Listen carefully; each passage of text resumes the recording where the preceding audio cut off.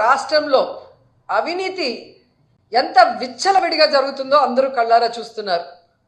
అది ఇసుక కానీ, అది మైనింగ్ కానీ, ల్యాండ్స్ కానీ, ఏది చూసినా లిక్కర్ కానీ విచ్చలవిడిగా వాళ్ళు దోపిడీకి, అవినీతికి తెరలేపి వాటి మీద ప్రజలు దృష్టి పెట్టకుండా ఈరోజు తప్పుడు సాక్ష్యాలతో బురద చల్లుతూ కొంతమందిని టార్గెట్ చేసి ఎలా అరెస్ట్ చేస్తున్నారో మనం కళ్ళారా చూస్తున్నాం.